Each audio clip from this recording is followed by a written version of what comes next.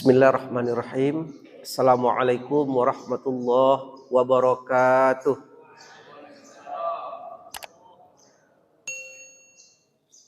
Alhamdulillahi wa kafa, wassalatu wassalamu ala rasulillahil mustafa wa ala alihi wa sahbihi wa man wafa, amma ba'du. Bapak Ibu kaum muslimin yang dimuliakan Allah Subhanahu wa taala, mari kita awali taklim kita ini dengan membaca basmalah. Bismillahirrahmanirrahim. Berdoa kita kepada Allah Subhanahu wa taala, kiranya pengajian kita ini, amal ibadah yang kita lakukan hari ini, Sabtu 11 Februari 2023, bertepatan dengan 20 Rajab 1440 Hijrah. Allah berkahi mulai dari sejak kita bangun pagi tadi, datang ke masjid, salat sunat fajar, subuh berjamaah, berdoa bersama, duduk di majelis ilmu sampai salat suruk. Mudah-mudahan rentetan amal ibadah kita ini dicatat oleh Allah Subhanahu wa taala. Allahumma barik lana fi Rajab wa Sya'ban wa balikna Ramadan. Ya Allah, berkahi kami di bulan Rajab ini, berkahi kami nanti di bulan Sya'ban, dan sampaikan umur kami ke bulan Ramadan. Mudah-mudahan kita bisa melaksanakan Ramadan ini dengan baik. Berdoa kita Bapak Ibu supaya Ramadan tahun ini bisa kita raih. Kalaupun tidak sampai pemilu 2024, Ramadan jadilah.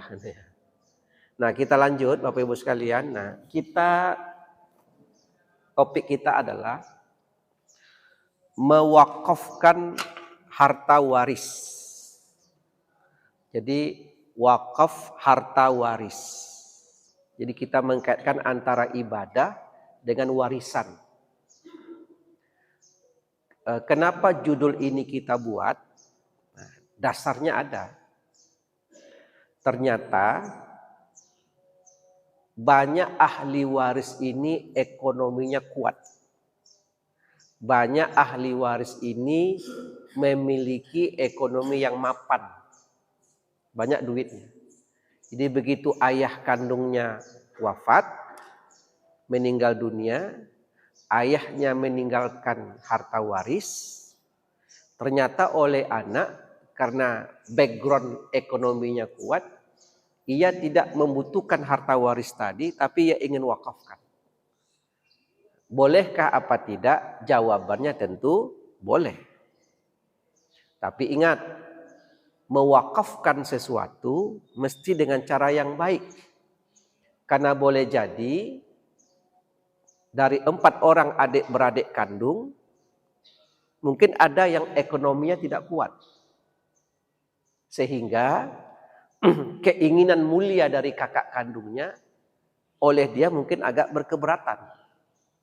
Maka ini mesti kita selesaikan dengan baik. Nah, itulah judul kita di subuh ini. Masuk nanti sholat suruk sekitar tak sampai 1 SKS nih. 1 SKS itu 50 menit dia. Kita habis nanti jam 6:30. Hanya 1 jam mata pelajaran di SMA lah, 45 menit. Plus nanti tanya jawabnya, sedikit sebenarnya. Nah, kita jelaskan dulu wakaf. Apa itu wakaf? Ya. Wakaf, ya. Saya menganggap sekarang bapak-bapak ini semester 1 di S2 nih. Nah, jadi naik lah, kalau kemarin S1 main ke sekarang S2 nih. Tapi semester 1. Nah, wakaf itu sebenarnya bahasa yang sudah akrab dengan kita. Wakaf, kalau Bapak Ibu baca Al-Quran, ada enggak wakaf? Ayo, apa itu wakaf? Tempat-tempat berhenti membaca Al-Quran. Wakaf itu namanya. Jadi dalam Al-Quran itu ada wakaf. tempat berhenti membaca Al-Quran. Nah, itu wakaf dalam Al-Quran. Sekarang wakaf harta. Apa maksudnya wakaf harta? Wakaf harta maksudnya adalah berhenti juga, Pak. Tapi berhenti apa? Menghentikan kepemilikan harta dari diri kita menjadi milik Allah. Milik Allah itu maksudnya untuk kepentingan umum, kepentingan umat, ya. Dan kita hentikan kepemilikannya dari kita, wakaf tadi. Ya, kita hentikan. Dan selama-lamanya tidak boleh diambil lagi. Nah, wakaf. Mungkin dalam beberapa pengajian sebelumnya ini juga kita singgung, hari ini kita kokohkan wakaf. Kalau bulan Januari judul kita batasan harta waris. Bulan Desember judul kita kedudukan mahar, ya, kedudukan mahar dalam perkawinan. Jadi kalau di masjid kita ini rekam digital pengajiannya ada di YouTube. Itu pula hebatnya, Pak. Hebat nih. Jadi bagi yang tidak ikut pengajian bisa tengok dari rumah, ya. Bisa. Dan kalau ustadznya salah pun bisa dikoreksi karena direkam. Dan kalau rekaman langsung nih ada resikonya. Kalimat yang diucapkan tidak boleh macam-macam, terekam langsung nih. Nanti viral pula nih. Nah, itu makanya mesti pelan-pelan pengajiannya kalau direkam, ya. Dan kalau direkam ini pertanggungjawaban ilmiahnya lebih tinggi. Karena mungkin bisa didengar oleh orang yang memiliki keahlian yang sama atau memiliki fokus kajian yang sama. Dan itu baik. Nah, jadi Bapak Ibu sekalian, wakaf itu. Jadi wakaf itu menghentikan kepemilikan kita terhadap harta dan tidak bisa diambil lagi oleh pemerintah kita. Alhamdulillah, wakaf ini sudah jadi undang-undang positif. Hebat. Undang-undang itu dia di bawah undang-undang dasar. Jadi hierarki perundang-undangan kita, pertama undang-undang dasar, di bawah itu ada undang-undang. Wakaf telah jadi undang-undang. Jadi soal tentang tanah wakaf. Wakaf tidak boleh digadaikan. Wakaf tidak boleh dijual belikan. Wakaf tidak boleh dihibahkan. Wakaf tidak boleh disita. Jadi kalau ada bapak punya tanah wakaf, kemudian digadaikan di bank, itu tidak bisa. Nah, itu wakaf.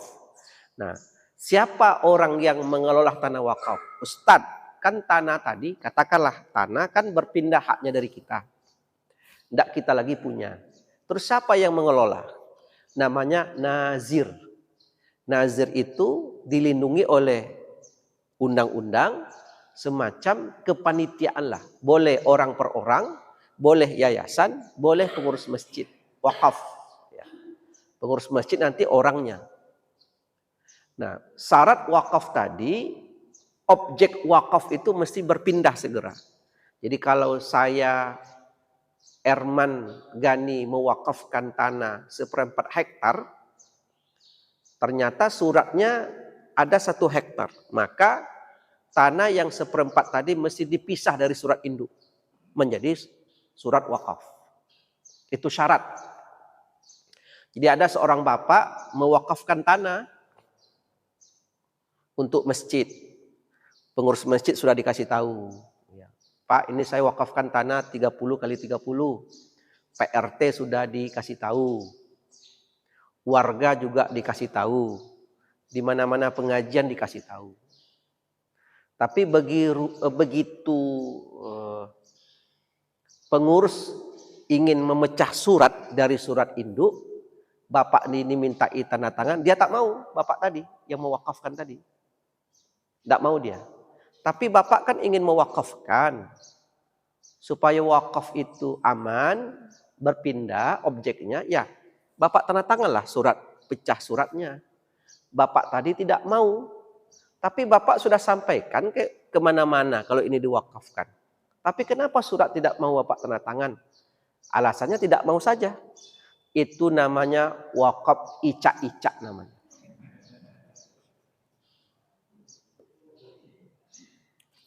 Wakaf apa namanya Pak? Icak-icak. Itu tidak ada gunanya. Karena yang namanya wakaf dia mesti berpisah dari surat induk, dan dalam ketentuan formal undang-undang kita yang namanya berpisah suratnya berpindah tangan. Itu namanya wakaf. Paham Bu? Ibu yang bersandar paham? Jangan tidur pula. Nah, kita lanjut, itu wakaf. Ustadz, apa beda wakaf dengan zakat? Zakat, wakaf. Jauh beda Pak. Jauh beda wakaf dengan zakat. Secara hukum, wakaf itu sunat. Zakat wajib. Kan begitu dia. Zakat wajib dikeluarkan kalau sudah ada aturan nisab, kemudian hitungan tahun haul, dan kriteria harta zakat itu jelas.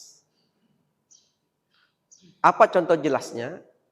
Kalau harta itu non-profit yang tidak sifatnya dibisniskan, seperti rumah, mobil, rumah berapa miliar pun harga rumah Bapak tidak wajib zakat. Mobil, emas, perhiasan, itu tidak. Tapi kalau Bapak punya rumah untuk dijual belikan, itu kena profit, kena zakatnya. Ya kan? Ya kan? Pak, ada orang istrinya beberapa orang Pak, dijual belinya boleh enggak zakat? Atau enggak itu, istrinya zakat. Itu nauzubillah. Nah, apa beda zakat dengan wakaf? Jauh beda Pak.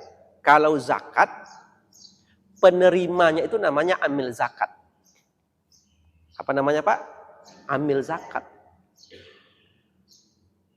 Minimal dia UPZ, unit pengumpul zakat, untuk payung hukum. Kenapa mesti ada payung hukum? Hati-hati ya, kita tidak boleh ngutip uang dari masyarakat tanpa ada payung hukum. Nanti pungli pula. Ya kan? Kalau wakaf, penerima wakaf itu namanya nazir. Nazir itu bukan nama orang, bukan Muhammad Nazir, enggak ya. Nazir itu pengelola namanya. Yang secara permanen mengelola harta wakaf. Zakat, kalau kita berzakat 2 juta rupiah, maka pokok 2 juta rupiah itu langsung habis diserahkan kepada fakir miskin. Itu zakat. Kalau wakaf, kita berwakaf tanah itu tidak boleh habis sampai kiamat. Yang boleh diambil hanya manfaatnya saja. Pokoknya tetap ada. Maka memang wakaf itu menjadi jariyah. Jariyah itu apa? Satu amalan yang terus mengalir walaupun kita sudah wakaf. Sudah wafat, itu namanya wakaf. Maka wakaf orang ini masih tetap ada. Utsman bin Affan 1400 tahun yang lalu berwakaf, sekarang masih ada di Bank Arab Saudi, itu wakaf ya. Itulah sedikit tentang wakaf. Nah, ada seorang bapak mengajukan pertanyaan, Pak Ustadz, Ambo punya sawit, luas juga lah. Jadi rencana 20% dari hasil sawit itu diwakafkan. 10%-nya untuk saya, 10% untuk istri. Maksud Bapak apa nih? Kalau Bapak besok wafat, iya. Jadi dia ternyata berwasiat. Kalau mati ayah besok nak, maka setiap penjualan sawit itu kan panen sebulan 2 kali. Kalau dapat bekok 20 juta nak, maka 20%, berarti 4 juta ya. Nah, 4 juta itu kalian wakafkan, 2 juta atas nama ibu, 2 juta atas nama ayah. Boleh enggak Ustadz? Jawabannya tentu boleh. Karena cuma 20%. Yang tidak boleh itu kalau dia sepertiga dari harta, berarti 33%. Tapi saya sarankan begini, Pak, wakaf apa tuh menanggung? Kenapa menanggung? Apa maksud menanggung? Menanggungnya begini, Bapak mewakafkan hasil dari penjualan sawit. Tetapi kalau lahan tuh besok dijual anak, dilego oleh anak bahan tuh, lahannya tuh. Mungkin anak berpikir jauh betul di hutan. Ada 4 miliar. Dijualnya 4 miliar itu. Lahannya. Maka wakaf Bapak hilang. Jadi macam mana ancak Ustadz? Sebaiknya lahan-lahan itu saja langsung dipotong 20% dengan tanah-tanahnya. Wakafkan langsung dari sekarang. Lebih ada kepastian. Iya tuh Ustadz, iya. Iyalah Ustadz. Berunding dengan bojo anak-anak. Kalau apa berunding jangan apa nak jadi bekok. Karena itu masih milik Bapak, ya eksekusi dari sekarang, wakafkan, pisah. Tapi pisahkan langsung surat tanahnya dari sekarang. Serahkan ke masjid atau ke yayasan atau ke panti asuhan sehingga nanti masjid panti asuhan punya pendapatan rutin dari wakaf Bapak tadi dan tanah yang 20% yang Bapak potong tadi sampai hari kiamat selama-lamanya tidak akan pernah habis. Masya Allah. Iya juga tuh Ustadz katanya. Tapi menengok tanah tuh dipotong 20%, lama pula Pak Komono 20% banyak. Jadi syaitan itu mengganggu-ganggu hati kita untuk berbuat baik. Bolak-balik dia. Boleh jadi di masjid ini semangat berwakafnya tinggi nih Pak. Bapak-bapak ketika saya bicara wakaf sekarang ini tinggi nih. Oh iyalah, wakafkanlah kodeci. Ada ruko 1 wakafkanlah. Di masjid. Nanti sampai di rumah, lewat gerbang pagar masjid. Besok-besok aja lah. Berubah, hati ini kan berubah.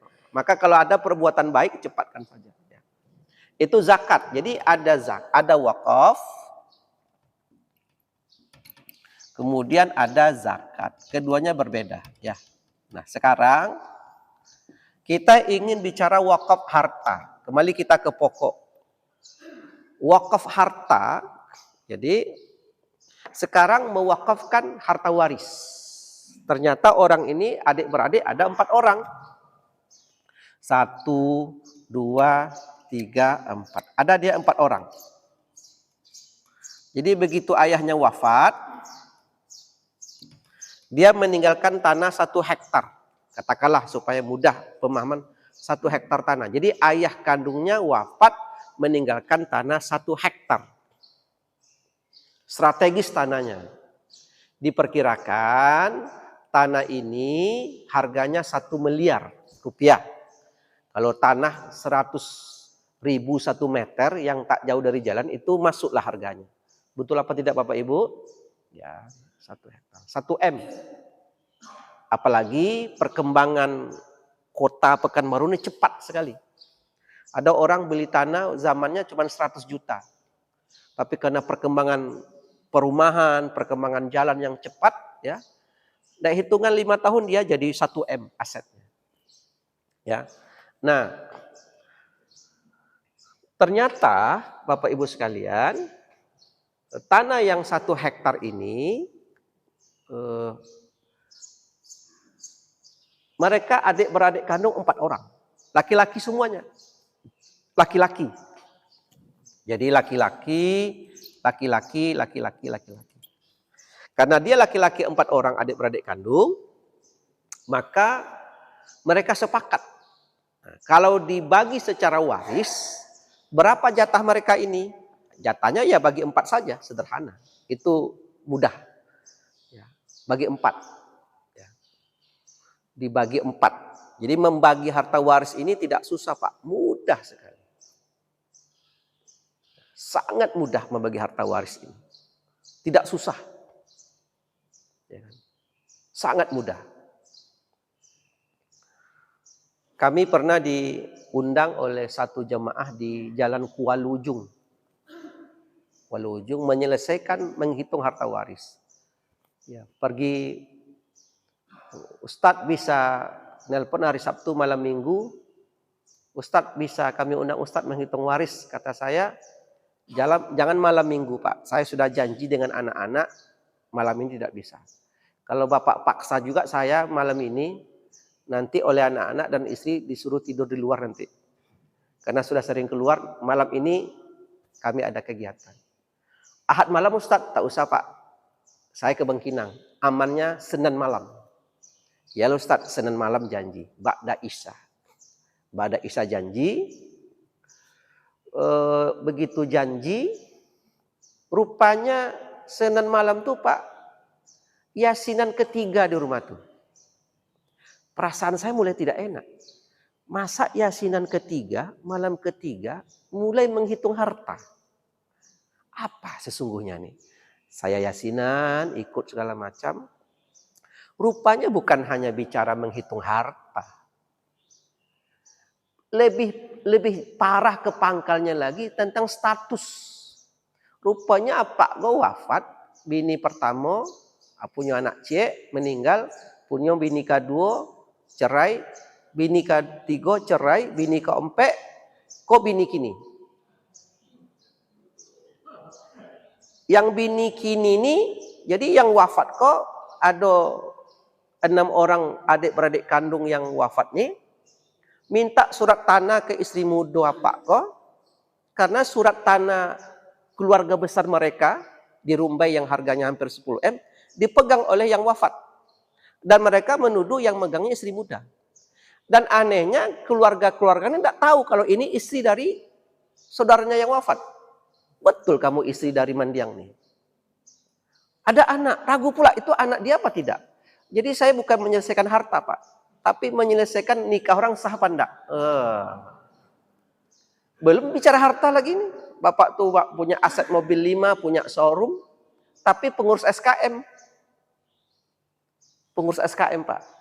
Ada yang pengurus SKM sini. Beda nih. Pengurus SKM dia. Dan dia sudah mewakafkan 1 mobil Kijang untuk ambulan. Baik bapaknya sebenarnya. Cuman setelah dicek, rupanya bukan 1 unit mobil Kijang, tapi separuh harganya saja. Itulah sampai jam 12.20. Jam 10 saya mau pulang. Tak usah pulang Ustaz. Tunggu kami Ustaz. Batumbuk kami sini nanti Ustaz. Saya tunggulah jam 12. Istri saya nelpon. Jam 11. Bang, pengajian apa sampai jam 10 malam? Basuluk katanya kan. Dia tentu khawatir kan. Karena pergi sendiri, tidak ada kawan. Terus sampai jam 12 malam. Saya selesaikanlah. Akhirnya saya serahkan ke RT, RW setempat yang datang. Terus PRT itu konsultasi via WA. Pak, saya serahkan sama Pak RT, Pak RW, selesaikan status dulu nih, status. Karena 2020, ibu yang punya rumah ini menikah dengan bapak nih, bertengkar mereka, 2010 menikah, bertengkar, 3 tahun tidak serumah, istri ini nikah siri dengan suami lain. Sudah nikah siri 2 tahun, balik ke apa? Gak balik.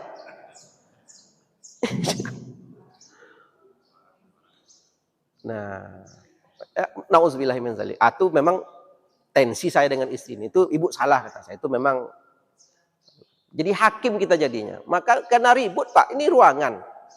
Maka saya buat kayak mahasiswa lagi Pak. Kayak di organisasi kampus. Tidak boleh bercakap kalau tak saya suruh. Kalau tidak, saya suruh keluar. Diam. Ada bapak tuh mau menyerang dia. Bapak duduk apa enggak? Badannya besar Pak. Untung mau duduk bapak tuh. Kalau enggak, awak pula tuh duduk di buatnya. Bapak bisa enggak diam? Kalau enggak bapak bisa diam, saya pulang nih. Selesaikanlah sendiri. Ya Ustaz katanya. Enggak boleh, karena nanti enggak selesai-selesai. Akhirnya istri ini mau agak reda. Ibu salah, kembalikan aset-aset orang ini adik-beradik. Enggak mungkin ibu tahan. Mana yang aset mendiang ini nanti ibu, ada jatah ibu di sana. Ya loh Ustaz, daripada ibu pertahankan nanti ibu tidak dapat sama sekali. Akhirnya asetnya dikembalikan, segala macam. Katanya surat tanah hilang. Nah, kalau surat tanah hilang, ibu besok buat ke polisi bahwa ada surat tanah hilang. Tapi hati-hati ibu ya, kalau ibu sebut surat tanah hilang, ternyata tidak hilang, ibu ditangkap nanti. Pidana tuh. Menung pula dia, iya pula Ustaz ya katanya. Kan dia kan icak-icaknya menutup diri lah. Saya buat lapor ke polisi, nak mau pula dia. Karena kan berbahaya kan. Sesuatu yang tak hilang disebut, itu pidana. Nah, kembali kita ke sini. Jadi saya pun miris, ternyata itulah keadaan masyarakat kita ya. Ya, salah-salah kami para ustadz, para abiyah juga yang tidak memberikan pencerahan ke masyarakat sebenarnya. Jadi kembali kita, ternyata Pak, hitungannya sederhana. Harta 1 M ini dapat mereka 1/4 hektar, 1/4 hektar, 1/4 hektar. Betul apa enggak? Dapat. Kalau dinilai rupiah masing-masing dapat 250 juta. Nah, ini dapat 250 juta, ini dapat 250 juta, ini dapat 250 juta. Oke. Clear. Sah, bagilah harta itu. Nah, sekarang ada ide mewakafkannya. Nah, bolehkah apa tidak? Ustadz, kami ingin tanah ini diwakafkan karena cantik Ustadz, 1 hektar, dia 100 kali 100 tepi jalan. Kalau dibangun masjid dengan fasilitas pendukung, TPA, MDA, rumah gharim, cantik Ustadz. Jadi kami ingin wakafkan. Boleh apa tidak? Boleh. Dengan syarat keempat ahli waris ini setuju. Itu syarat itu. Dengan syarat setuju. Dan jangan dipengaruhi untuk setuju. Mesti diberikan pencerahan dulu. Dek, abang ingin mewakafkan tanah 1 hektar ini untuk masjid. Cantik tuh bang, kata adeknya. Mantap bang, saya setuju bang wakaf. Tapi dek, bagian adek tahu enggak berapa bagian adek dalam tanah wakaf tuh? 250 juta loh. Betul tuh diwakafkan. Berapa bang? Berapa juta katanya kan? 250 juta. Itu bagian adek dalamnya tuh. Kalau abang ingin wakafkan, kita sama-sama, ya kita mewakafkan aset 250 juta. Bapak pikir dulu bang, kalau gitu. Nah, kata adik tadi. Bapak pikirnya Pak, diboknya pulang ke rumah Pak. Berunding lah nyonya istrinya. Sampai berundingnya istrinya tadilah langsung wakaf close tutup. Nah, maka kalau begitu, kalau ada satu adik yang tidak mau, jangan coba-coba diwakafkan. Berarti bagian dia dikeluarkan.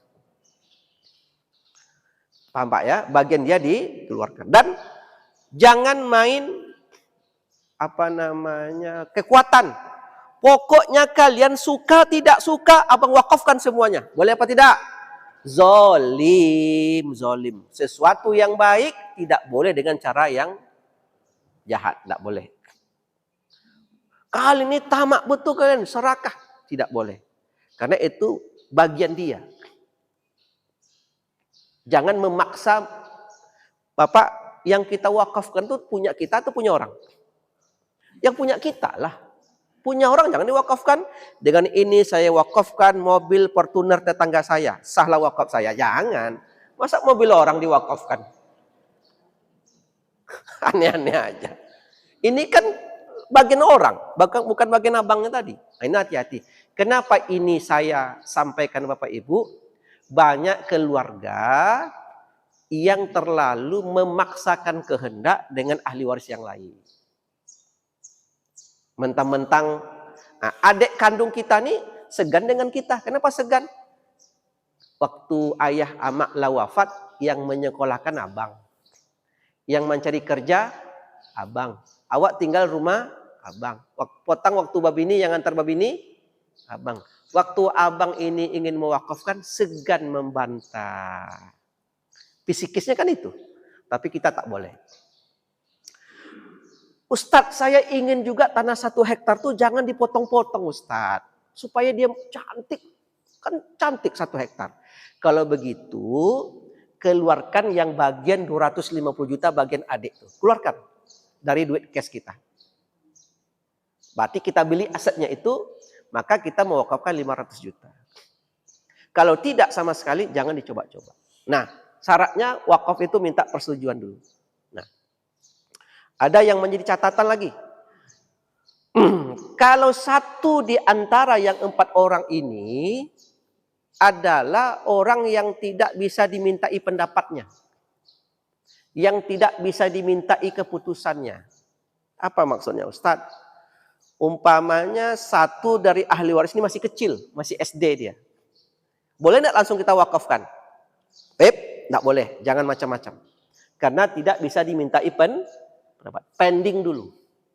Wakafkan saja yang ada dulu.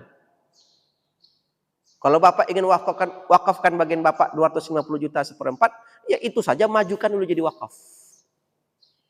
Jadi jangan berharap satu tanah utuh dulu. Mana yang mau, itu dulu dimajukan untuk diwakafkan. Yang kecil ini tidak mungkin dimintai pendapat. Atau satu dari yang berempat ini ada disabilitas. Anak berkebutuhan khusus. Yang sampai wafat, sampai tua, tidak mungkin nanti akalnya itu bisa diajak berunding. Itu namanya anak di bawah pengampuan namanya. Dalam hukum positif kita. Anak di bawah perwalian.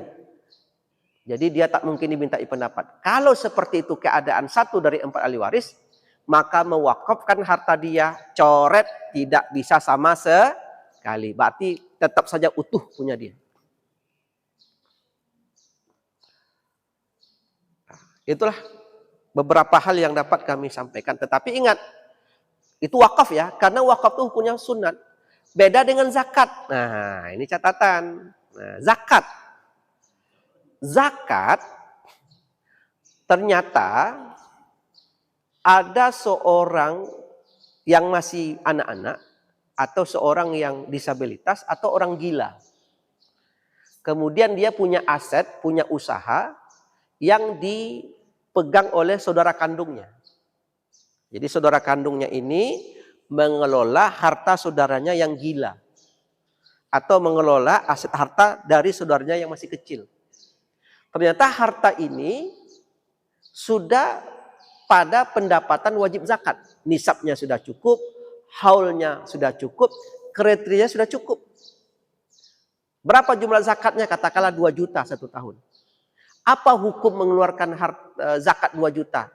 Meskipun anak masih kecil, karena itu hak harta, maka ia wajib dikeluarkan meskipun tanpa dimintai persetujuannya. Nah, itu kalau zakat. Kalau wakaf berbeda, karena hukumnya sunat dan hukumnya tidak wajib. Demikian Bapak Ibu sekalian, kita masih ada waktu sekitar 10 menit ya, untuk tanya jawab. Kita buka tanya jawab seperti biasa, supaya lebih hidupnya suasana majelis taklim kita di subuh ini. Dipersilakan dengan segala hormat, kalau ada pertanyaan. Nih Pak. Yang depan dulu Pak ya, yang depan tadi ya, silakan. Terima kasih. Assalamualaikum warahmatullahi wabarakatuh. Waalaikumsalam. Apabila kita mewakafkan tanah milik keluarga menjadi tanah wakaf, yang di dalamnya itu terdapat beberapa kuburan. Nah, apakah yang diwakafkan ini dikeluarkan sebagian untuk tanah kuburan atau bisa diwakafkan secara keseluruhan? Itu yang pertama. Kemudian yang kedua, apabila seseorang meninggal dunia, itu status hartanya ada 2. Yang pertama, sebelum dia meninggal, sebagian harta sudah dihibahkan kepada anak-anaknya. Ya. Kemudian sebagian lagi menjadi milik bersama, tidak dibagi. Tetapi apabila seseorang ingin menempati rumah atau tanah tersebut di antara anak keluarga dan cucu, itu diperbolehkan. Tetapi di dalam perjalanannya ternyata tanah dan rumah milik bersama ini tidak maksimal. Artinya lebih banyak kosong, bahkan tidak terurus. Maka timbullah niat keluarga untuk mewakafkan tanah dan rumah yang ditinggalkan oleh si pewaris ya. Pertanyaannya, sebahagian daripada tanah yang milik bersama tadi itu diwakafkan dan sebagian lagi itu dibagi secara adil, artinya tidak dibagi sesuai dengan hukum syariat. Nah, apakah ini memang tidak melanggar ketentuan agama atau bagaimana? Terima kasih, Pak. Tentang mewakafkan tanah yang di atasnya ada kuburan. Bapak Ibu, lan tanalul birra hatta tunfiku mimma tuhibbun wa ma tunfiku min syai'in fa innallaha bi alim. Ini di antara dasar wakaf. Kalian sekali-kali, kata Allah, tidak akan mencapai satu kebaikan yang sempurna sampai kalian mewakafkan, menginfakkan sesuatu yang terbaik dari harta yang kalian miliki. Jadi sesuatu yang baik adalah mewakafkan harta yang ia memiliki profit yang tinggi. Mewakafkan harta yang harta itu memiliki aset yang bagus. Itu baru wakaf yang baik. Niatkan mewakaf itu bahwa kira-kira terpakai oleh umat. Karena ada motivasi orang mewakaf, Pak. Tanah itu bermasalah. Tidak jole sempadan kiri kanan. Supaya aman tanah tadi berselindung di balik wakaf. Suruh orang ngurusnya dengan alasan wakaf. Pak Camat, Bu Lurah, karena ini wakaf, ditanda, padahal barang itu bukan wakaf yang baik. Niatkan mewakaf itu sesuatu yang baik. Termasuk tanah yang adanya kuburan di atasnya. Nah, sekarang tergantung, Pak. Bapak mengikrarkan tanah tadi untuk apa? Kalau ikrar wakaf Bapak adalah untuk sekolah dan fasilitasnya, maka tanah Bapak tidak cocok diwakafkan untuk itu. Karena ada kuburan di dalamnya. Mana mungkin nanti anak-anak TK, anak SD kita membangun sekolah adalah kuburan. Kecuali, nah itu kan teknis kan manajemen ya. Kecuali kuburannya di posisinya di sudut, bisa diisolasi dari, waktu teknis lah. Karena banyak juga sekolah-sekolah yang memang ada kuburan di dalamnya kan, kuburan pondok. Tapi kalau Bapak mewakafkan karena sudah ada kuburan juga di dalamnya dan cocok untuk perkuburan, ya. Dulu kan orang kan mewakafkan 3M kan, bukan 3 miliar. Masjid, makom, M ketiga apa ya? Madrasah kan. Itu orang dulu kan situ wakaf. Jadi itu teknis, Pak, nggak ada masalah kuburan dalamnya. Tak usah dibongkar. Biar saja di dalamnya. Tapi yang diwakafkan tanah ya, kuburannya jangan diwakafkan pula lagi. Saya wakafkan kuburan ayah saya atau nah kuburannya. Ya kan? Itu, Pak. Jadi silakan, Pak, tidak ada masalah. Nanti Bapak buat kegunaannya apa? Tanah wakaf tadi yang ada kuburan dalamnya, tidak ada masalah, ya. Yang kedua, soal aset yang lama tidak dibagi, ya. Rata-rata kita ini, Bapak termasuk saya pribadi, punya satu aset yang ditinggalkan oleh ayah ibu kandung dalam bentuk rumah di kampung, yang rumah itu tak dibagi tapi dilepaskan begitu saja.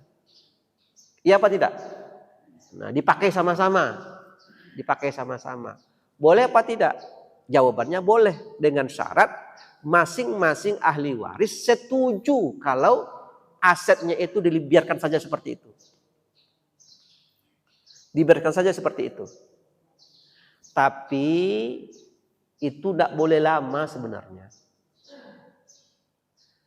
Ibu kandung saya dengan mereka adik-beradik kandung itu punya rumah tua di Bangkinang. Oleh mereka tidak dia papakan. Biar seperti itu. Kalau raya kumpul di situ, kalau hari baik bulan baik berkumpul. Tapi dibiarkan saja. Kalau ada yang mau menempati, silakan ditempati. Tapi sebenarnya itu berisiko. Risikonya di mana? Kalau nanti di tingkat ibu dan paman-paman yang sudah wafat semuanya, tinggal lagi di tingkat cucu, itu mungkin nanti jadi masalah tuh. Apalagi kalau asetnya sudah di tepi jalan besar, ada salah satu anak yang membuat ruko di halamannya.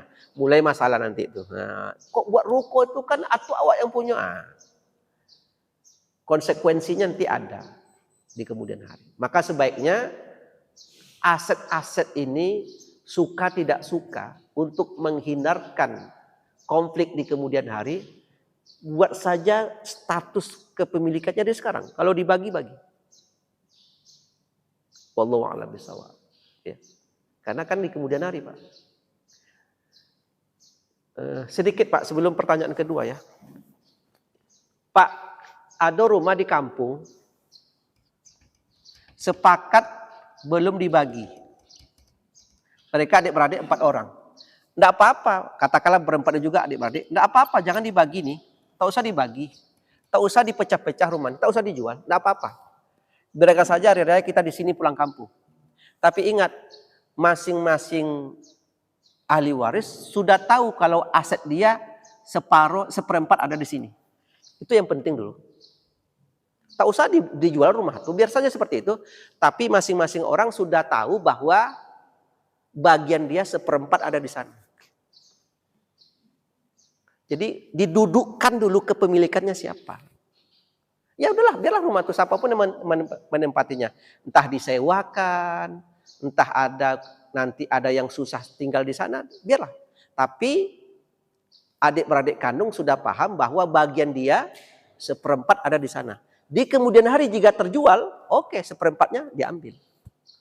Itu saja caranya sebenarnya. Tapi jangan kabur dari awal, nanti berat nanti.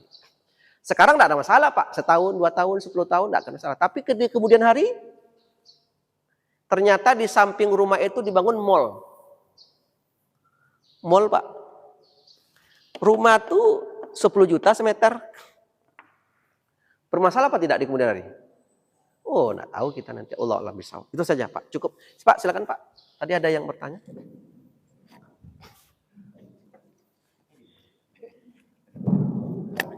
Assalamualaikum warahmatullahi wabarakatuh. Waalaikumsalam warahmatullahi. Awal jadi sawit. Ustaz langsung Ustaz. Ada kebun sawit Ustaz. Nah. Jumlahnya 100 hektar. Ya, Masya Allah. Posisinya dalam kawasan yang tidak diperbolehkan untuk perkebunan.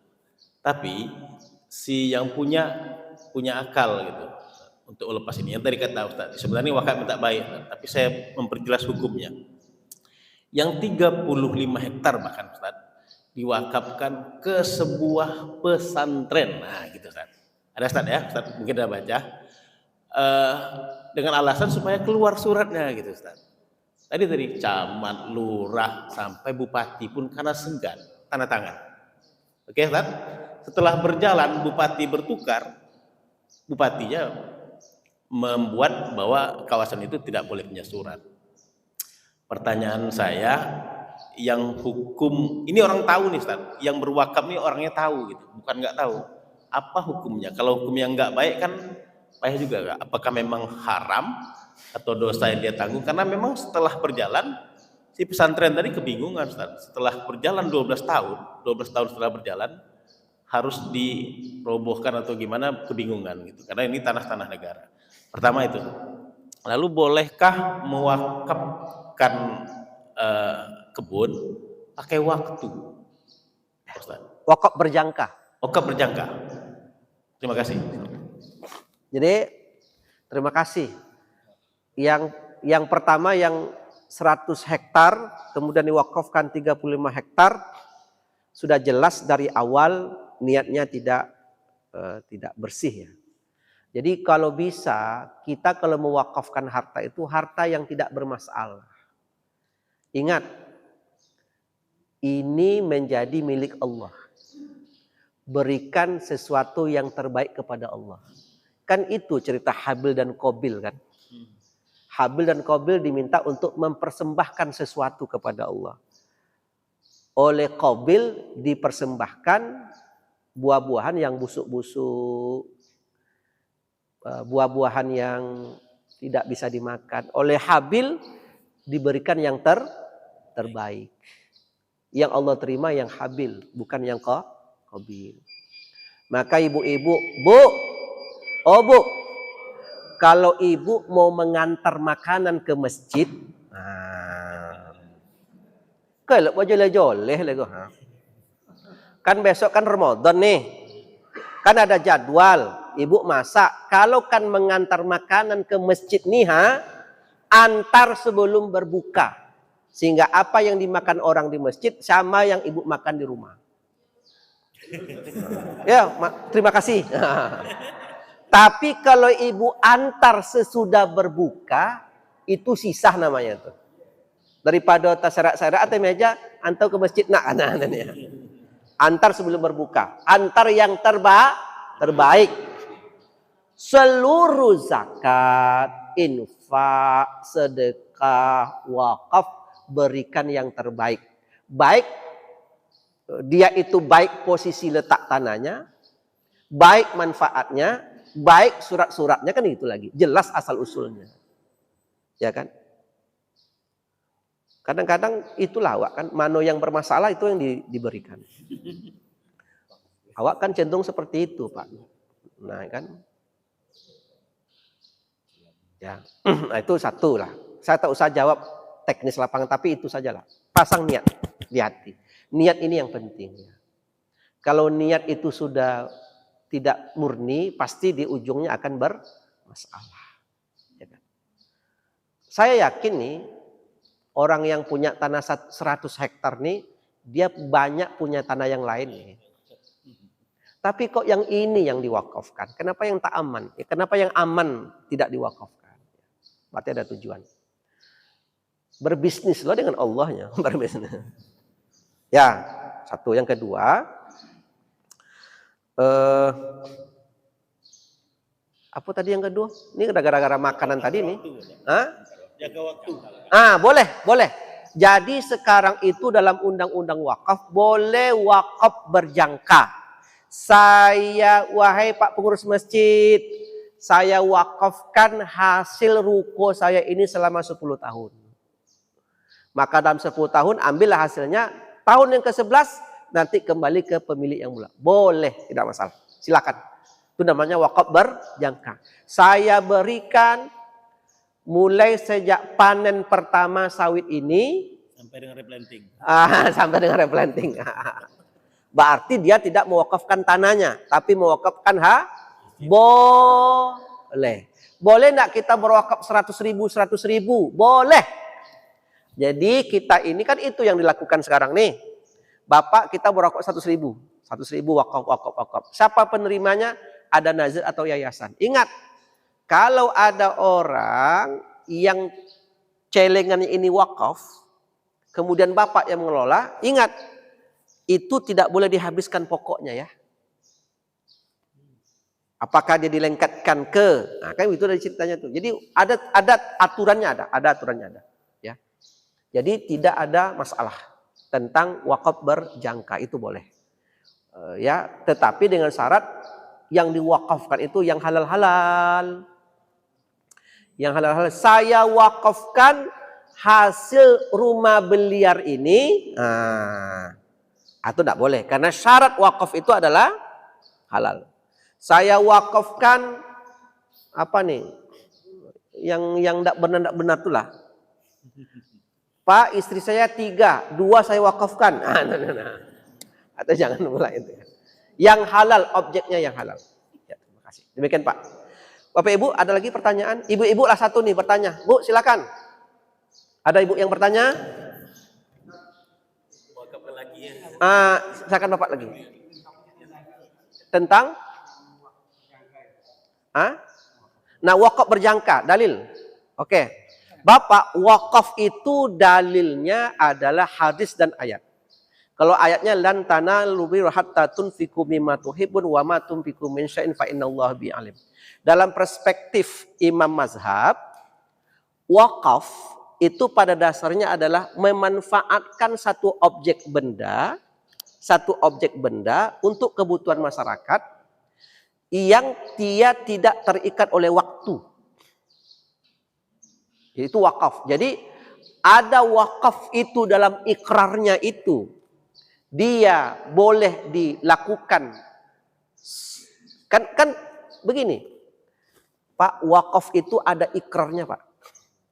Jadi ada rukun dan syarat wakaf. Pertama, pewakif. Orang yang punya harta.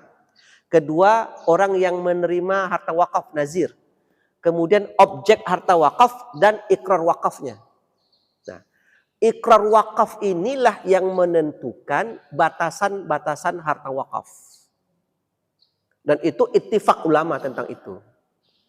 Nah, Kalau dia mengikrarkan objek wakaf itu dengan tidak dibatasi waktu, maka selama-lamanya tidak boleh dikembalikan lagi. Maka dihitung dari ikrar wakaf. Itu jelas.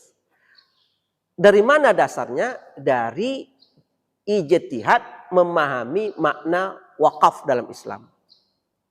Surah Al-Imran dan hadis Nabi dari Umar bin Khattab tentang mewakafkan tanah Khaybar.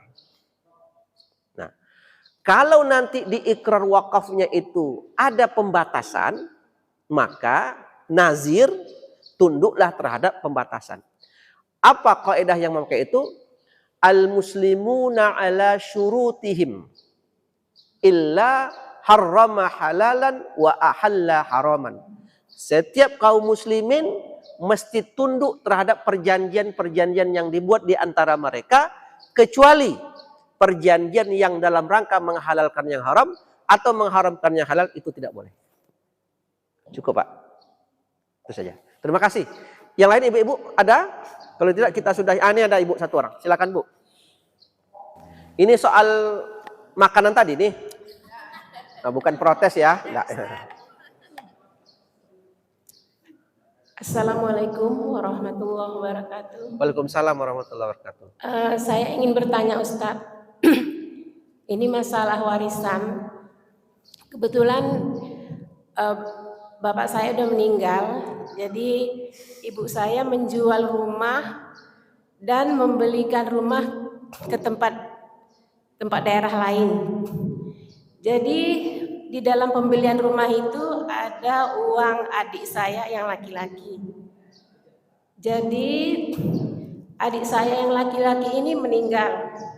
Dia mempunyai satu orang anak yang sudah bercerai dengan istrinya dan anaknya tinggal dengan istrinya.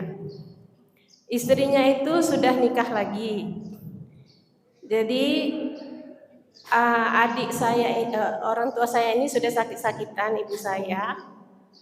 Dan bagaimana status dengan harta warisan yang ada di dalam rumah yang adik saya ini punya anak. Jadi saya ingin bertanya Ustadz, karena rumah ini diserahkan kepada saya, gitu. Bagaimana nanti selanjutnya untuk ibu adik-beradik berapa orang?